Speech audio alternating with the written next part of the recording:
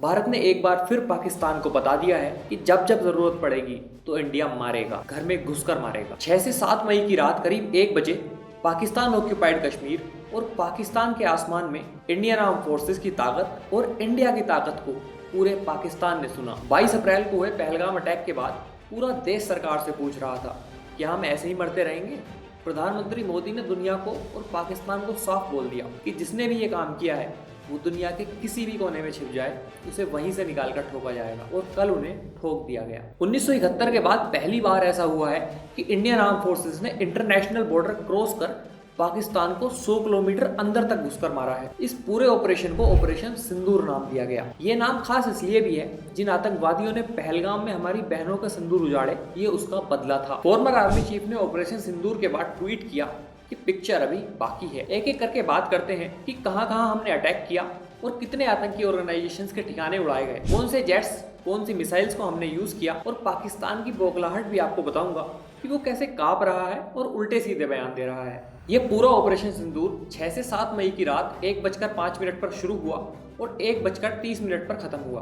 पूरे 25 मिनट चले इस ऑपरेशन में हमारी सेना ने पाकिस्तान के 9 आतंकवादी ठिकानों पर 30 से ज्यादा हमले किए। ऑपरेशन पूरा होते ही इंडिया ने प्रेस रिलीज कर इस पूरे ऑपरेशन की जानकारी दी और उसमें साफ साफ लिखा था कि ऑपरेशन बहुत ही फोकस्ड, नपातुला और नॉन एस्केलेटिंग था। मतलब हम वार की स्टार्टिंग बिल्कुल नहीं कर रहे हैं। हमने ना तो किसी मिलिट्री फैसिलिटी को टारगेट किया है, हमने सिर्फ और सिर्फ आतंकी कैंप्स को टारगेट किया जिसमें वो आतंकवादी थे जिन्होंने आज तक इंडिया को कई बार जख्म दिए हैं। यहाँ इंडियंस की गुड मॉर्निंग हुई तो पता चला उधर मसूद अजहर की पूरी फैमिली की लास्ट गुड नाइट हो गई। इंडियन आर्मी के एडिशनल डायरेक्टरेट जनरल ने ट्वीट किया, जस्टिस सर्व। कुछ ही घंटे बाद हमारी आर्म फोर्सेस ने एक प्रेस कॉन्फ्रेंस की और इस ऑपरेशन की डिटेल्स दी। वो डिटेल्स भी मैं आपको आगे बताऊंगा।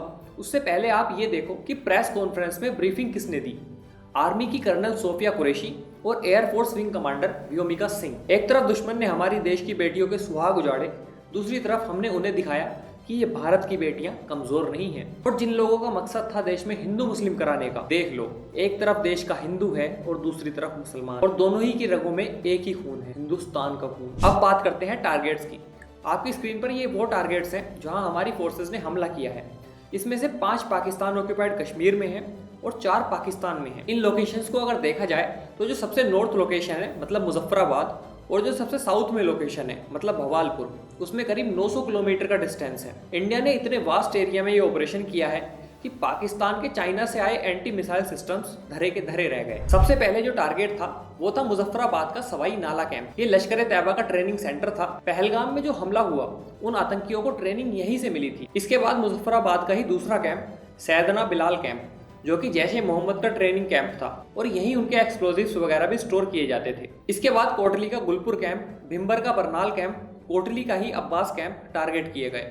ये तो वो ठिकाने थे जो पाकिस्तान ऑक्यूपाइड कश्मीर में थे। और अब आते हैं उन टेरर कैंप्स पर जो पूरे तरीके से पाकिस्तान में थे। सबसे पहले आता है सियालकोट का सर्जल कैंप, जो इंटरनेशनल बॉर्डर से सिर्फ 10 किलोमीटर दूर है। उसके बाद सियालकोट में ही महमूना जोया कैंप।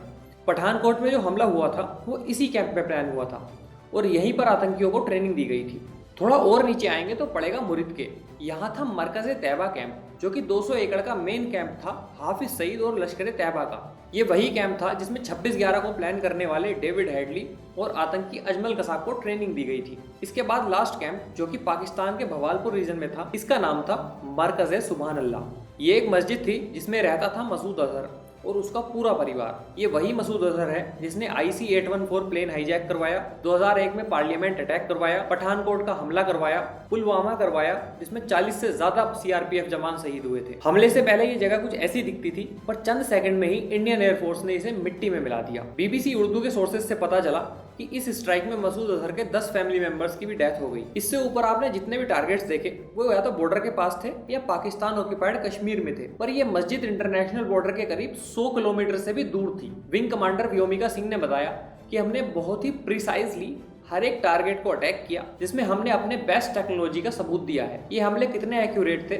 इसकी फुटेज भी उन्होंने साथ की साथ दिखाई। अब तक जितना मैं पढ़ पाया हूँ उस हिसाब से इस ऑपरेशन को अंजाम देने के लिए 2 तरह के फाइटर जेट्स और ड्रोन्स का यूज किया गया। पहले तो जो टारगेट्स पाकिस्तान ऑक्यूपाइड कश्मीर में थे, जहां जाने के लिए हमें पाकिस्तान या किसी की भी परमिशन की नीड नहीं थी, वहां हमने हैमर बॉम्ब शेलिंग की। ये गाइडेड बॉम्ब्स होते हैं जो मिराज या सुखोई एयरक्राफ्ट से टारगेट के जस्ट ऊपर ड्रॉप किए जाते हैं। दूसरा जो हमने यूज किया वो था राफेल एयरक्राफ्ट, और राफेल में लगी थी स्कैल्प मिसाइल। ये लॉन्ग रेंज मिसाइल्स होती हैं जो 300 से 500 किलोमीटर के डिस्टेंस तक बहुत ही एक्यूरेटली अटैक कर सकती हैं। अगर हमने इसे राफेल से इंटरनेशनल बॉर्डर से भी छोड़ा होगा तो भी ये मिसाइल्स इतनी कैपेसिटी रखती हैं कि भवालपुर कैंप को टारगेट कर सकें, वो भी बहुत एक्यूरेटली।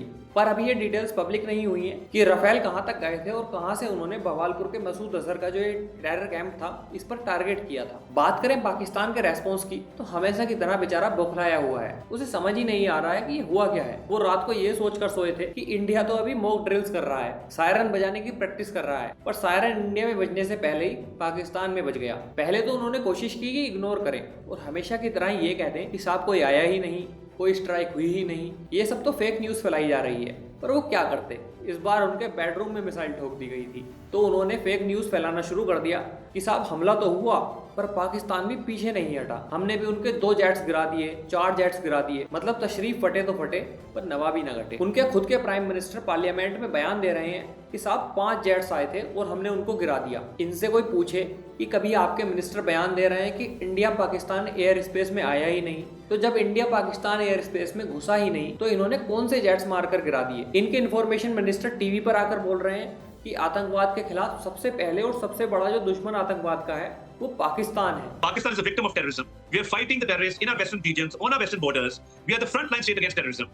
ये तो वही बात हो गई कि मुन्ना भैया कह रहे हैं कि पढ़ाई करो, नॉर्थ कोरिया का किम जोंग कह रहा है कि फेयर इलेक्शंस कराओ, और फिर हाथों हाथ अपनी बेइज्जती भी करा रहे हैं। जब एंकर ने पूछा कि तुम उसी पाकिस्तान के बारे में बोल रहे हो ना जहां ओसामा बिन लादेन पकड़ा गया था, जो कुछ साल पहले तक FATF की ग्रे लिस्ट में था टेररिस्ट को फंडिंग करने के चक्कर में। Country's history and links with different terrorist organizations, which, as I said, in the last Trump administration, they cut military aid. Your country was on a grey list for a number of years, including just a few years ago, Osama bin Laden was discovered near a military base in Pakistan in quite an affluent area. That terrorism and funding and backing terrorist organizations has been and was part of Pakistan's history. 7 मई की रात को बौखलाए हुए पाकिस्तान ने north और waste India के 15 military locations, जिसमें श्रीनगर, जम्मू, पठानकोट, अमृतसर, चंडीगढ़ और भुज जैसी लोकेशंस पर ड्रोन और मिसाइल से हमला किया ताकि हमारे एयर डिफेंस और मिलिट्री इक्विपमेंट्स को न्यूट्रलाइज किया जा सके, खत्म किया जा सके। पर इंडिया की एयर डिफेंस सिस्टम ने उनके सारे मिसाइल्स को मार गिराया। इसके बाद सुबह होते ही इंडिया ने भी पाकिस्तान पर मल्टीपल मिसाइल लॉन्च किए और उनके बहुत सारे एयर डिफेंस और रडार्स को टारगेट किया, जिसमें से जो लाहौर का एयर डिफेंस है वो बताया जा रहा है कि वो पूरी तरीके से खत्म कर दिया गया है। और ये इन्फॉर्मेशन मिनिस्ट्री ऑफ डिफेंस ने दोपहर 2:30 बजे के करीब खुद प्रेस रिलीज करके दी।